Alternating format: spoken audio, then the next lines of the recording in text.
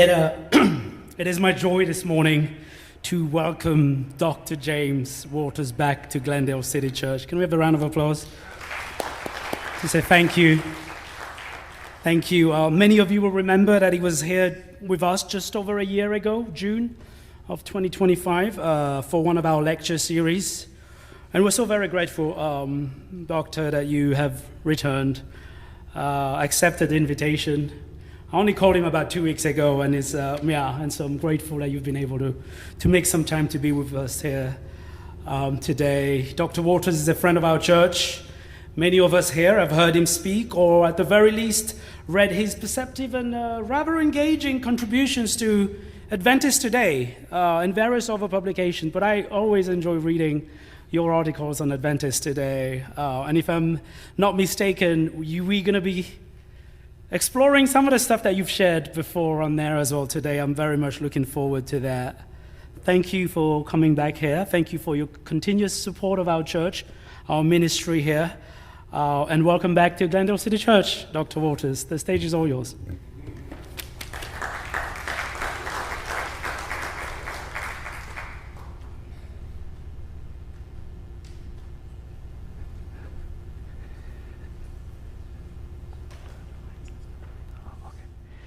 Thank you, Uriel, for that kind introduction and inviting me back. I feel a special affinity for this congregation.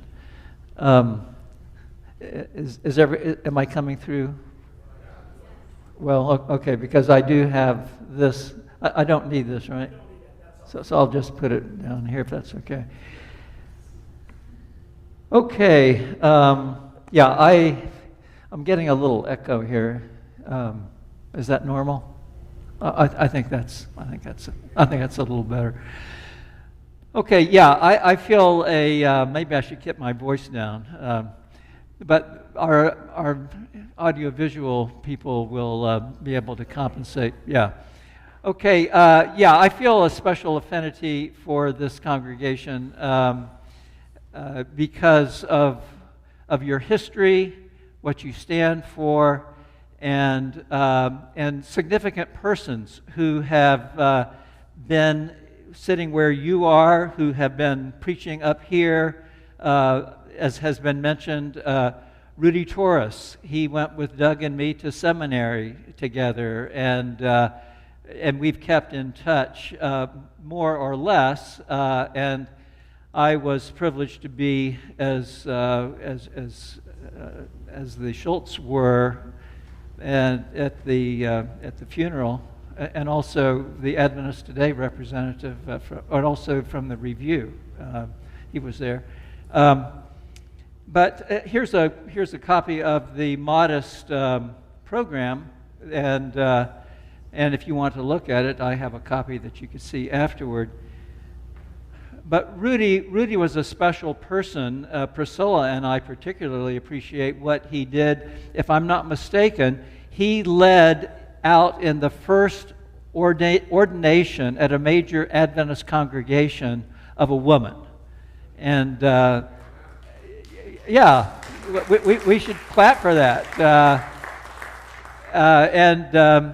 And Priscilla and I flew back to D.C. for that service, and Kendra Heloviak, Penny Shell, and the third person was, who was it? Norma Osborne. Yeah. And there's some like Priscilla and others who are trying to get another ordination take place of women in another area beyond the three unions that now allow it. A week from tomorrow, the North Pacific Union is going to be probably considering it, but it's not likely to be passed. So there's work to be done. But Rudy, a pioneer, and we need to follow in that pioneer's footsteps. And also, in my sermon, I'll be referring to a paragraph in The Dance of the Big Hunger. Do you know who wrote this? Smuts Van Rooyen. Didn't Smuts? Didn't you see him up here a few years ago? Yeah. So you have a distinguished history, and may your numbers continue to grow. There is that photograph that I took 5 years ago.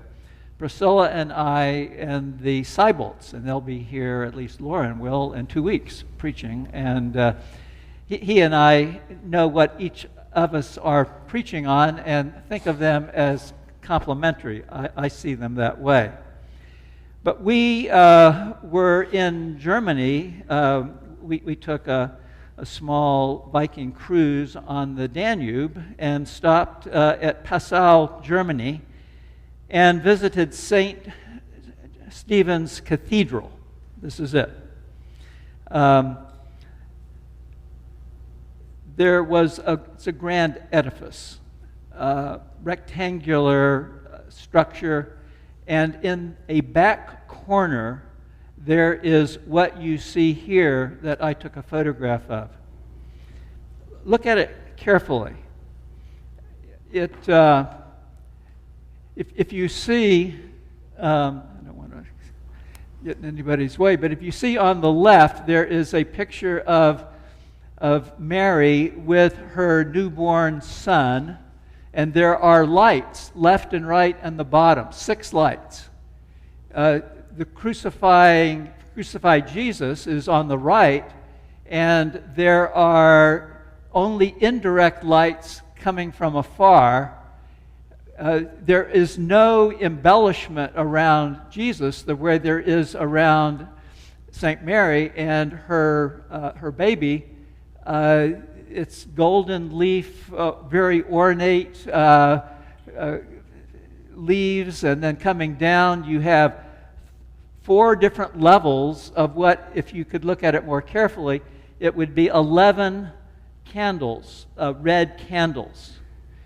Compare that with the right side. You see the crucified Jesus.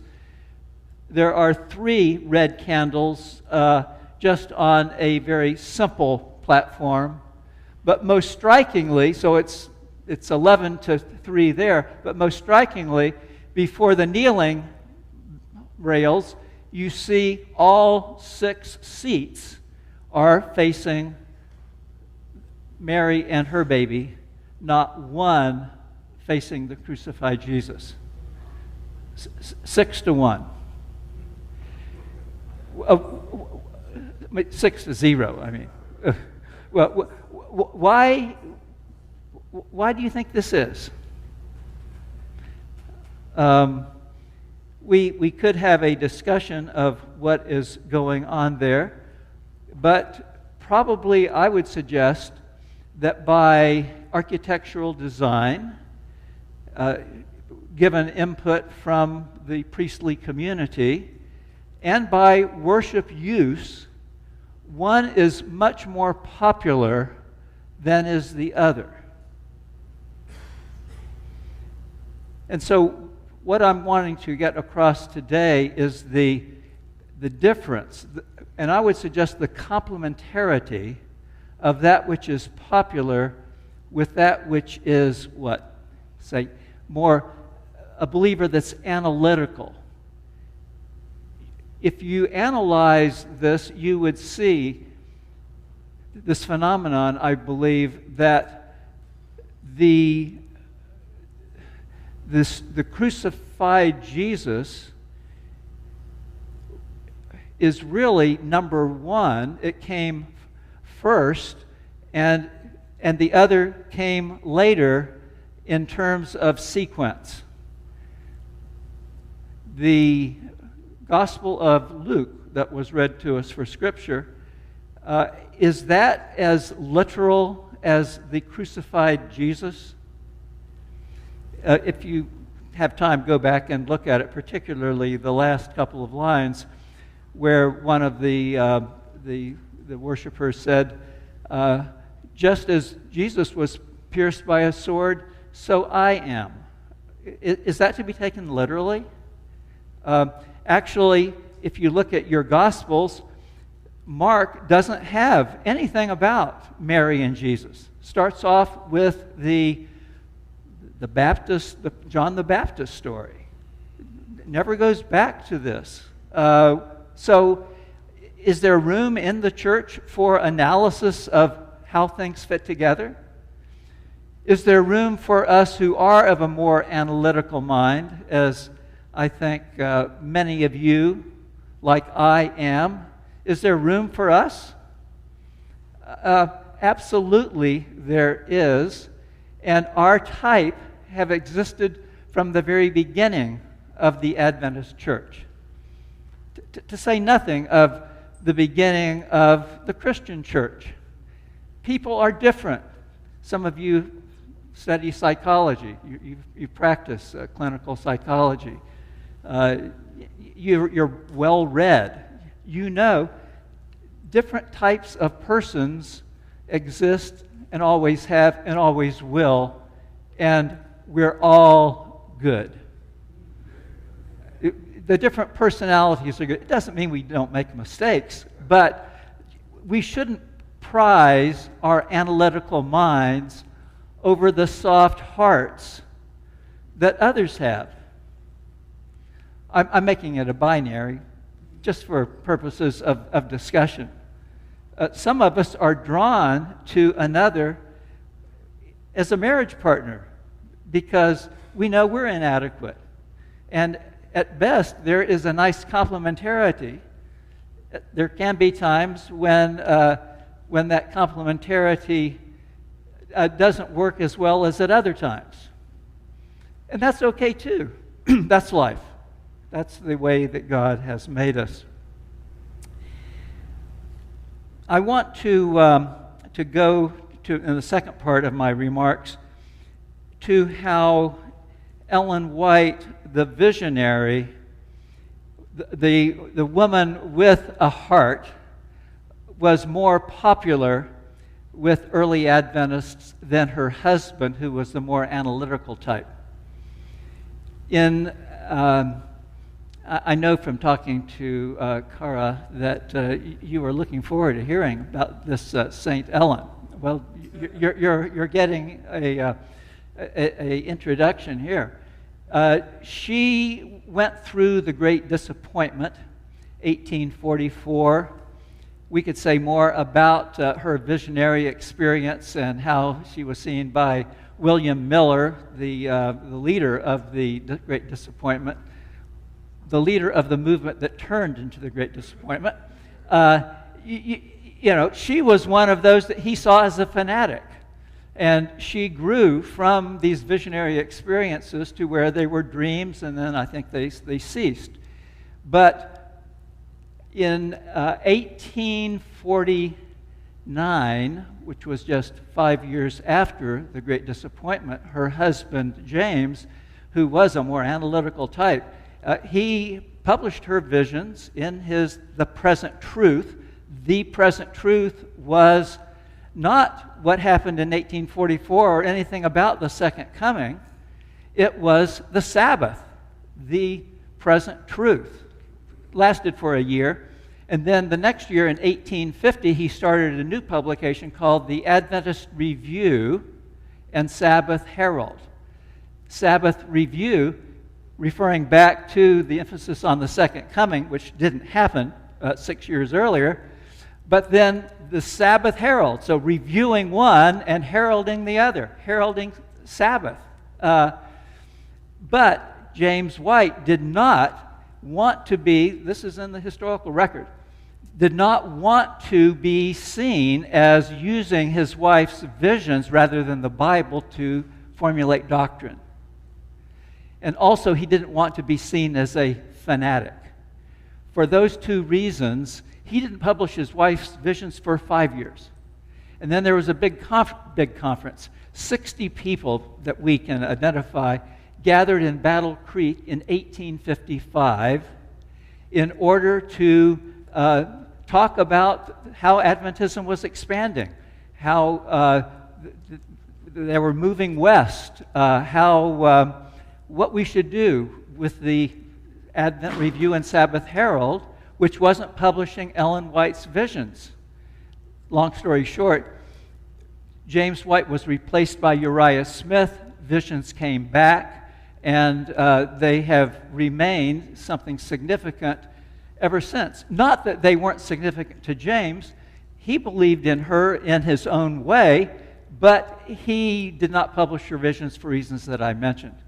Again, the importance of how the popular and the analytical are intertwined, and how the popular can't be discarded by the analytical, and if it is, we do it to our own peril. Life is more complicated than this binary. It's not one or the other. It's both. I did write a piece on St. Ellen that Lauren published in Adventist Review back in the early 2023, and I'm drawing some of these points from that. You can go back to that, and this photo is there as well. But there was a woman who responded in the comments, and there were a lot of comments. I was pleased with the comments, and I answered those comments. But particularly, there is a woman, Shelley Curtis Weaver. I've never met her, but from the blurb in Adventist Today that appeared in an article she wrote in response to mine 2 weeks later, you can read it for yourself. But I made a response to her, which, with a little editing, is what I'm going to draw on for the next 5 minutes here. I said to Shelley Curtis Weaver, a very bright, well-read artist who talked about the appropriateness of Ellen White being pulled down from her pedestal, and I'm one who agrees with that, despite the fact that I'm saying there is a very important place for persons like St. Mary, like St. Ellen. It's not a binary either or. I said, despite agreeing with almost everything that you have written, Shelley Curtis Weaver, I still contend that given the nature of our present denomination, St. Ellen plays a helpful role for the great majority of Adventists. Now, I say Shelley Curtis Weaver doesn't need Ellen White or St. Ellen. Neither did James White. As I said, he went 5 years without publishing her visions. Neither did Joseph Bates, who brought the Sabbath to Ellen and James White. This rather well-to-do sea captain who George Knight says was actually the founder, if you have to pick one, the founder of the Adventist Church. He got 3 or 4 of those who met in Battle Creek to pony up, something like $3,000 apiece, so that they could move the printing press to Battle Creek from back in New England somewhere. So he didn't need St. Ellen. Neither did John Harvey Kellogg, reared in the White household. He was too sophisticated, or maybe not sophisticated enough, to abide his home church. A.G. Daniels, longest-serving General Conference president, convened the 1919 Bible Conference. He did not need St. Ellen the way that the great majority of Adventists around the world, including in this country, do. Take, for instance, I counted the references or the words of Scripture and the words of Ellen White that were used in the final sermon that the late GC president Ted Wilson preached in St. Louis in 2022. It was roughly 2-1 in favor of Ellen White. One of the historians has reflected on the number of citations of Ellen White's writings and the Bible writings in the large Filipino church at the Adventist University there, and it was 10-1 in favor of Ellen White. So the importance of her to the congregations around the world and to certain leaders continues. And I want to reflect on that, but I don't want to yank that pedestal out entirely, but maybe downsize it. And I say this as one who talked to a couple of the key leaders at Loma Linda when they weren't going to have the discussion that I think some of you went to at Loma Linda of reclaiming the prophet. Because even at Loma Linda, it's not foregone that we just go full bore in one direction rather than another. I could talk privately with some of you if you want to know more about that. But in respect of our differences, we need to make allowances for one another. And we who are in this congregation have the bandwidth to be more accepting of the literalists than they do of us. But because we are all one, we can understand why we are where we are and deal with it. And it is not an issue just of temperament, but also or of education. It's sobering how some people will hold to what some of us think as arcane views despite accumulating evidence. I mean, I could give an illustration of a couple of registered dietitians that I talked to, including the late Georgia, what's her last name? Georgia Hodgkin at Loma Linda. And why she, this was before I published in Adventist Today and did the research on the use of coffee. Ellen White has 500 references pointing out the problems with coffee. I like to think that we're coffee drinkers or non-coffee drinkers if we have to make a moral choice because it's good for us. It's not health reform by taboo, it's health reform by principle. So where is the evidence today? The evidence overall is that it's a cup or two or three are good for you. But that wasn't the case evidently long ago, or at least as Ellen White saw it. But it's, again, not following taboo. But the late Georgia Hodgkin, when I hopefully gently pushed her, she finally said, well, finally it is, Ellen White as my authority. So I respect that, even if I can't follow that and don't think that that's the way that I should go myself.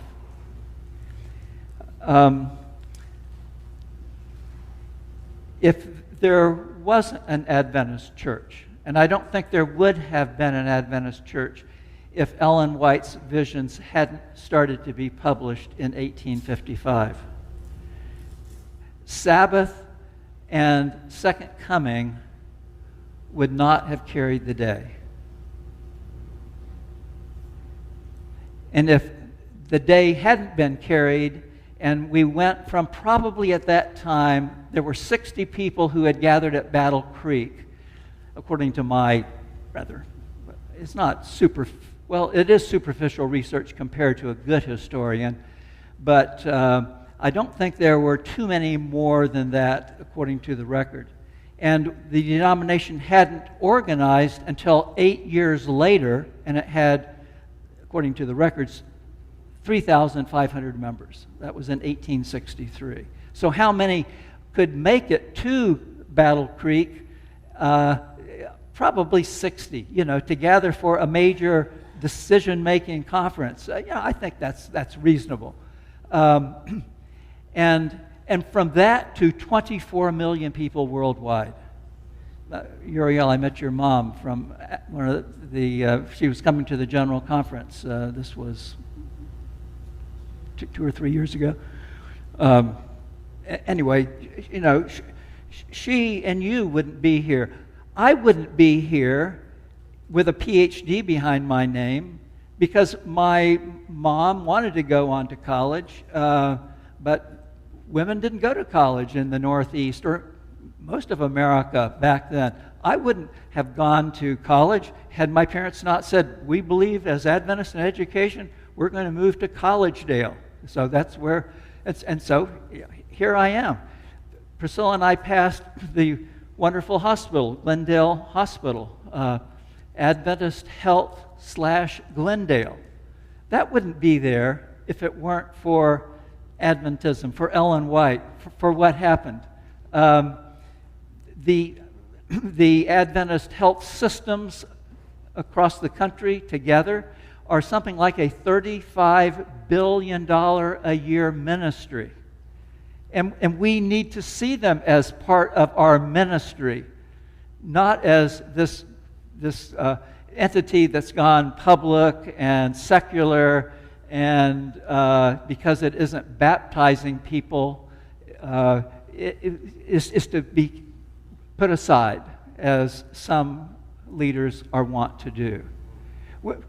We need to see one another as we understand one another, but not be persuaded by the other side that we don't have a place in this growing eclectic church. And that's one of the reasons that I am so enthusiastic about Ron Lawson's project. Our Sabbath school class that I have been heading for decades, we welcomed him. He felt a part of us. We'll have a memorial there bringing everybody together soon.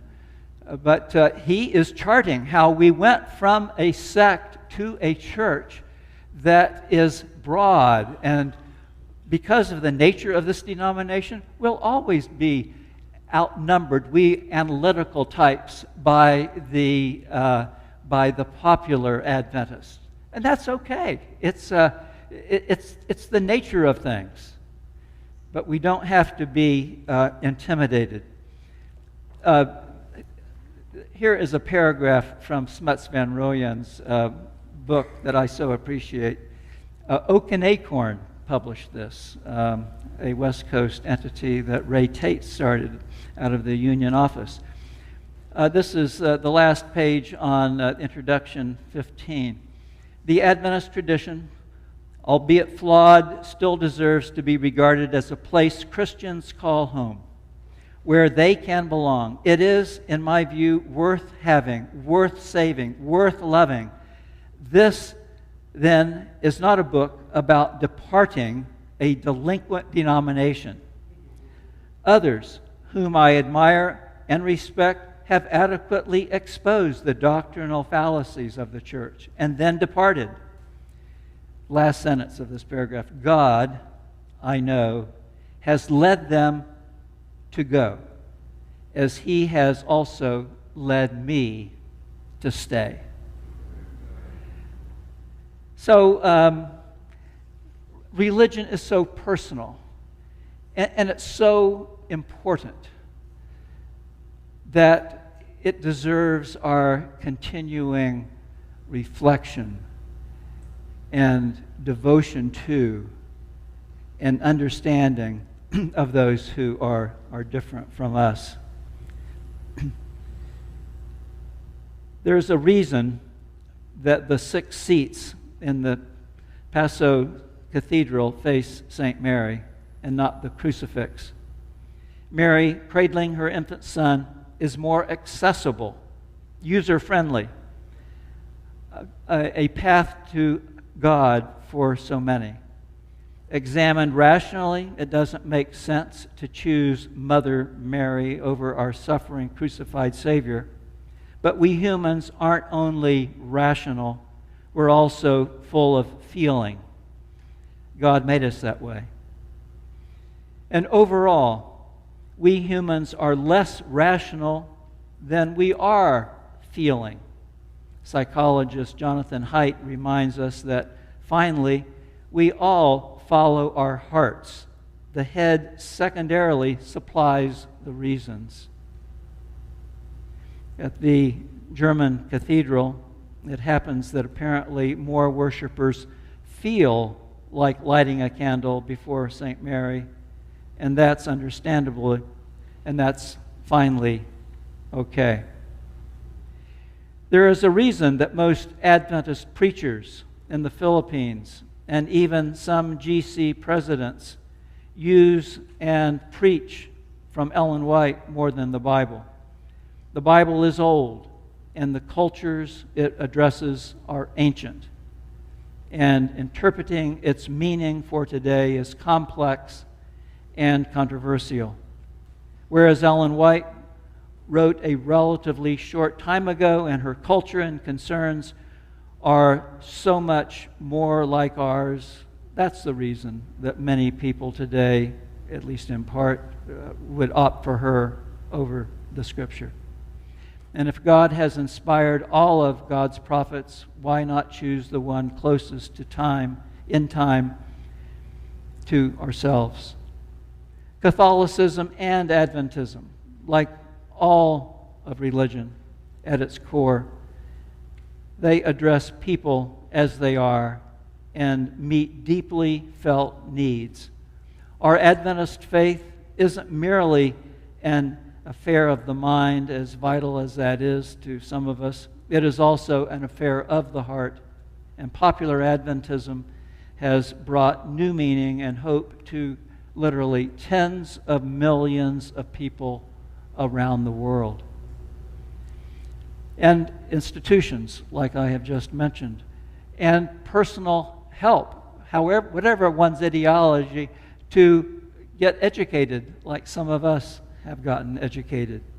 Adventist members have always had different ratios of heart to mind, and that's why St. Ellen and Ellen, the thoroughly human prophet, appeal to different mindsets, the popular and the analytical.